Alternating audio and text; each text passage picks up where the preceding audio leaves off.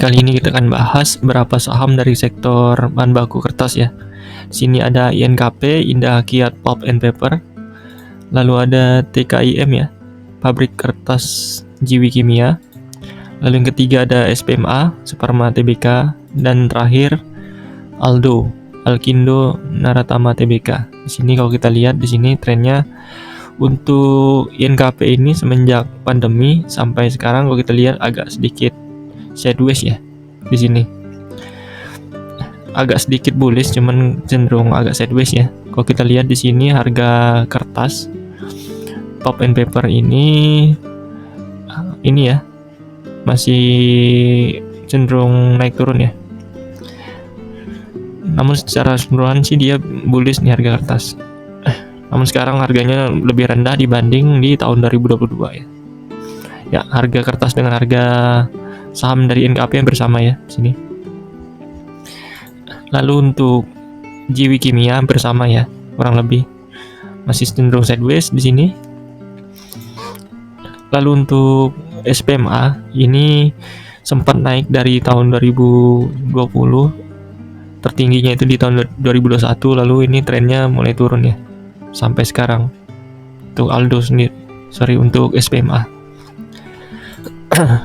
Lalu untuk Aldo ini untuk 5 tahun terakhir ini trennya udah mulai agak naik ya. Untuk Aldo ini ini sempat naik, dia bullish dari tahun 2021 sampai tahun 2022, lalu udah mulai agak turun sekarang.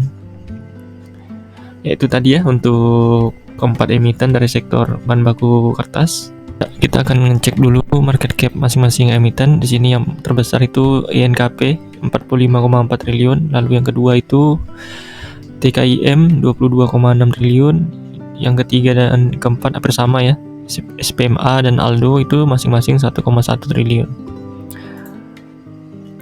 Oke, kita cek untuk neraca keuangannya. Di sini untuk INKP cashnya bertumbuh ya. Sini INKP cashnya 24 triliun. Untuk TKIM ini cenderung hampir sama ya, agak naik sedikit, cuman cenderung sama. Ini cashnya 2,9 triliun. Untuk SPMA di sini cenderung naik ya. Di sini 336 miliar. Lalu untuk Aldo ini 98 miliar ya. Paling terbesar itu memang INKP ya, 24 triliun untuk cashnya. Dari segi aset masing-masing emiten cenderung bertumbuh ya di sini. Keempat emiten cenderung naik untuk asetnya. Lalu dari segi ekuitas juga bertumbuh semua ya di sini. Untuk INKP, TKIM, SPMA dan Aldo cenderung naik trennya untuk ekuitasnya. Oke, dari segi hutang di sini INKP cenderung turun. Lalu untuk TKIM juga cenderung turun ya untuk hutangnya. Untuk SPMA di sini cenderung agak sedikit naik ya. Ini hampir sideways, namun agak cenderung sedikit naik. Lalu untuk Aldo ini hutangnya makin bertambah ya. Oke, dari segi DER ini INKP trennya turun, sekarang tinggal 0,7 kali. Lalu untuk TKIM trennya juga turun ya, tinggal 0,5 kali untuk DER-nya. SPMA sama 0,5 kali, dan Aldo yang paling tinggi ya, ini DER-nya 1,1 kali. Jadi di sini untuk dari saya pribadi untuk DER yang paling ideal itu 0,5 ke bawah ya. Sini ada TKIM dan SPMA ya yang ideal menurut saya, karena kalau DER-nya kecil maka labanya lebih maksimal karena nggak tergerus dengan beban pinjaman atau beban hutang. Di sini yang lebih dari 1 kali cuman Aldo ya. Di sini ada resiko gagal bayar hutang untuk Aldo. Untuk ketiga emiten ini kecil kemungkinan untuk gagal bayar hutangnya. Oke, kita lanjut ya untuk kinerja perusahaan dari segi revenue atau pendapatan. Di sini untuk INKP 5 tahun terakhir trennya naik ya. Trennya naik, namun nggak terlalu signifikan di sini. Untuk QNQ ini di kuartal 3 ini turun ya dibanding kuartal 2 kemarin. Lalu secara year on year juga turun ya dibanding dengan tahun 2022 kemarin ya yang kuartal 3-nya. Jadi secara untuk INKP ini secara QNQ turun dan secara year on year juga turun. Lalu untuk Tekim di sini untuk 5 tahun terakhir trennya juga masih naik turun ya, masih belum stabil di sini. Untuk secara Q&Q di kuartal 3 ini naik dibanding kuartal 2 kemarin, dan secara year on year ini turun ya. Jadi secara Q&Q naik dan secara year on year turun dibanding kuartal 3 tahun 2022 kemarin untuk Tekim ini. Untuk SPMA di sini kalau kita lihat trennya udah mulai agak sedikit naik ya. Untuk Q&Q untuk dibanding kuartal 2 kemarin trennya naik, lalu secara year on year masih turun ya. Oke, untuk SPMA secara Q&Q naik, secara year on year turun kuartal 3 ini dibanding tahun kemarin yang kuartal 3. Lalu untuk Aldo di sini secara pendapatannya secara 5 tahun trennya naik ya. Dan secara Q&Q juga naik di sini. Kita cek dulu ya untuk laba bersih masing-masing emiten. Untuk INKP ini di tahun 2022 sampai sekarang trennya turun ya secara Q&Q. Lalu untuk secara year on year juga turun ya di kuartal 3 ini dibanding dengan kuartal 3 tahun 2022 kemarin ya. Dan kita lihat di sini memang tren untuk harga saham dari NKP masih turun juga ya, walaupun ada isu pemilu. Untuk Tekim ya, untuk Tekim ini kita lihat secara Q&Q juga trennya mulai turun ya, agak sedikit naik cuman nggak terlalu signifikan dibanding dengan di tahun kuartal 3 2022 kemarin. Dan kalau kita lihat di sini memang harga saham dari Tekim masih turun ya. Dan secara year on year juga turun di sini. Oke. Untuk SPMA di sini kita lihat laba bersih dari SPMA trennya juga turun ya sini semenjak kuartal 3 tahun 2022 sampai sekarang trennya turun. Dan hampir sama ya untuk SPMA ini juga harga sahamnya juga trennya turun di sini. Dan secara year on year juga di sini turun ya dibanding kuartal 3 tahun 2022 kemarin.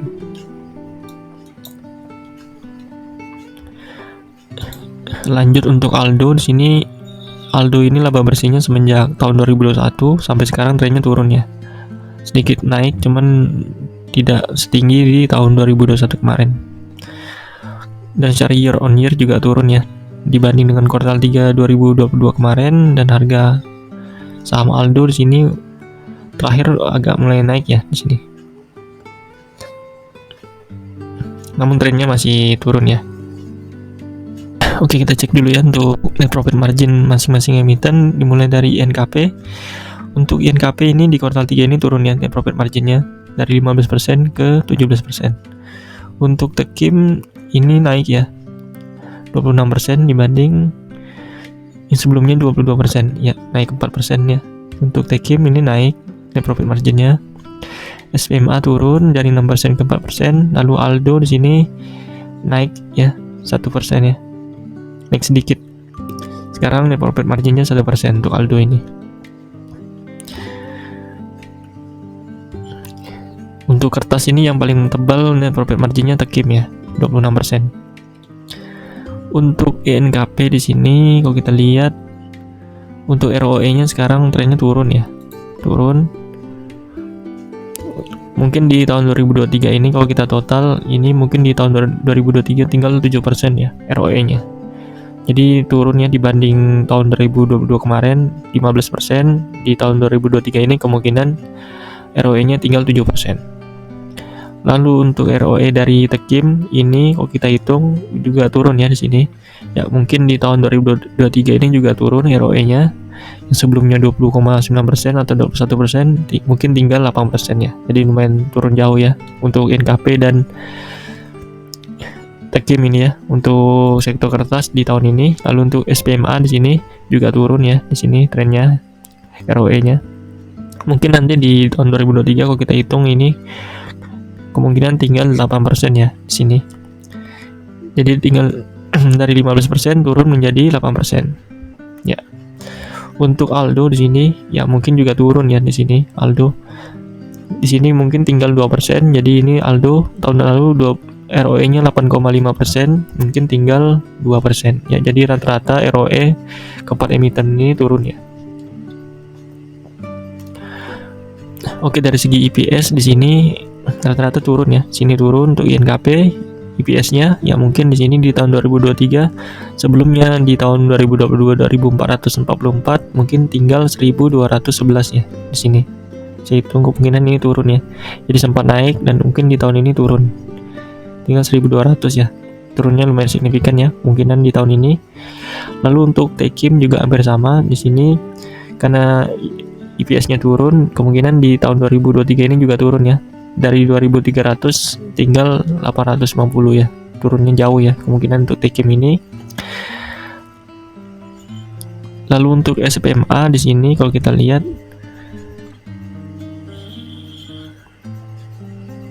untuk SPMA ini juga turun ya. Turun kemungkinan ini di tahun 2023 tinggal dari 107 tinggal 60 ya. Turun. Lalu untuk Aldo di sini yang sebelumnya ini sama juga ya, trennya turun EPS-nya. Sebelumnya 48 kemungkinan tinggal 10 ya. Masing-masing emiten di sini EPS-nya juga turun ya. Oke, lanjut untuk dividen masing-masing emiten. Dari kita cek dari INKP dulu ya. INKP ini termasuk rajin bagi dividen ya di sini. Cuman dividennya kecil ya, cuman yield-nya cuma 1% di sini rata-rata. Jadi untuk sektor kertas ini, kalau kalian yang senang dengan dividen kayaknya kurang cocok dengan sektor kertas ini ya, baik itu NKP, Tekim ataupun yang lainnya. Untuk Tekim di sini juga rajin bagi dividen, cuman yield-nya juga kecil ya, lebih kecil daripada NKP ini, cuman 0,4% ya di sini rata-rata. Lalu SPMA di sini juga jarang ya bagi dividen, cuman 2021 dia bagi dividen. Di sini kalau kita lihat di sini ya pernah sekali cuman 3% ini yieldnya, itu pun jarang. Untuk Aldo di sini juga termasuk rajin bagi dividen, cuman kecil ya. Di sini yieldnya 0,2%. Jadi untuk sektor kertas ini nggak cocok ya untuk investor yang ngincar dividen. Ini hanya untuk capital gain ya, saham untuk capital gain. Oke, kita lanjut ya untuk menghitung valuasi masing-masing emiten, dimulai dari book value ya. Untuk NKP ini book value-nya bertumbuh karena ekuitasnya bertumbuh ya, jadi book value-nya juga bertumbuh. Sama Tekim juga bertumbuh ya di sini karena ekuitasnya juga bertumbuh. SPMA juga bertumbuh di sini, trennya naik. Lalu untuk Aldo di sini trennya naik ya. Jadi keempat emiten ini karena ekuitasnya bertumbuh, jadi book value-nya ikut bertumbuh ya. Untuk PBV di sini, kalau kita lihat di sini trennya udah mulai agak turun ya. Ini rata-ratanya sekarang tinggal 0,5an ya. Untuk NKP ini ya, pernah tertingginya 2,0, sekarang tinggal 0,7 ya, terendahnya 0,5 ya. 0,3 ya, paling rendah di pandemi kemarin. Jadi kalau kita lihat emang NKP ini rata di 0,5. Untuk Tekim di sini TKIM pernah tertinggi 3,1, sekarang tinggal 0,8 ya di sini. Kalau kita rata-rata kan di sini sekitar 0,7an ya.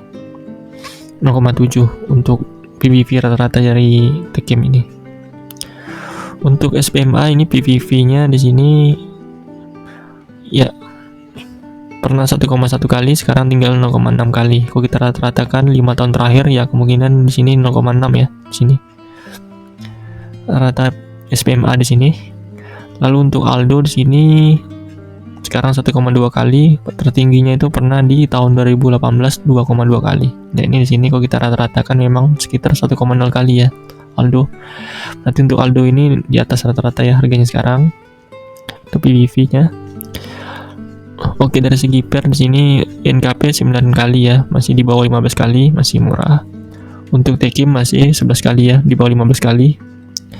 Untuk SPMA ini 7 kali, di bawah 15 kali masih ya. Lalu Aldo ya yang tinggi di atas 15 kali, ini 76. Oke, dari segi PER di sini yang paling mahal masih Aldo ya. Yang lainnya masih murah. Ya, kita cek dulu ya harga wajar masing-masing emiten. Di sini untuk INKP Itu harga wajarnya 10.000 sampai 14.000 sini ya. 10.000 sampai 14.000 di sini. Dan sekarang di harga 8.300, berarti masih di bawah harga wajarnya ya. Dan nanti kalaupun karena kinerjanya turun, jadi dia masih di bawah harga wajarnya. Dan nanti kalau dia kinerjanya sudah membaik atau sudah maksimal, dia bisa naik ke, kemungkinan bisa naik ke 14.000 ya. Oke, lanjut untuk ke TKIM. Ini harga wajarnya 8.500 sampai 15.000 ya di sini. Sekarang ini harganya 7.200, berarti di bawah harga wajarnya yang 8.500 ya. Masih di bawah harga wajar. Dan ini nanti jika kinerjanya sudah kembali membaik ya atau maksimal, dia bisa naik hingga ke 15.000. Sekitar segini. Ya, jadi untuk TKIM ini karena kinerjanya turun ya, jadi dia turun di bawah harga wajarnya ya. Oke, untuk TKIM ini masih murah karena di bawah harga wajarnya. Untuk SPMA di sini harga wajarnya itu 277 ya. Ya. 277, sekarang ini 354 ya, masih di bawah harga wajarnya ya.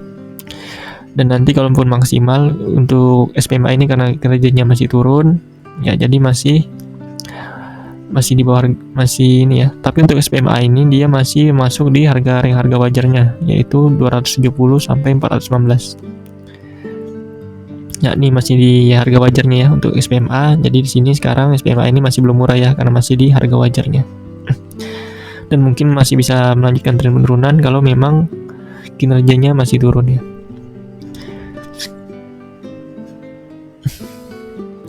Lalu untuk SPMA ini walaupun nanti maksimal ya untuk kinerja yang sudah membaik, dia mungkin ke harganya 415. Lanjut untuk Aldo ini, di sini harga wajarnya itu 553 ya, sekitar 553 ya, sekitar segini. Dan jika dia maksimal, dia kinerjanya sudah membaik, dia bisa sampai ke 887 ya. Untuk Aldo ini harganya udah ke harga wajar ya, udah cenderung masih mahal. Jadi untuk Aldo ini masuk di harga wajar dan masih belum murah ya, karena harga wajarnya kalau dia kinerjanya turun seharusnya dia ke 553 ya. Untuk Aldo ini masih masuk di harga wajar dan menurut saya ini masih mahal ya. Oke, itu tadi ya untuk ulasan masing-masing emiten dari sektor bahan baku kertas ya. Mohon maaf jika ada kekurangan. Terima kasih sudah menonton sampai akhir. Mungkin nanti kedepannya di Kuartal 4 akan saya update ya jika ada waktu. Terima kasih, semoga bermanfaat.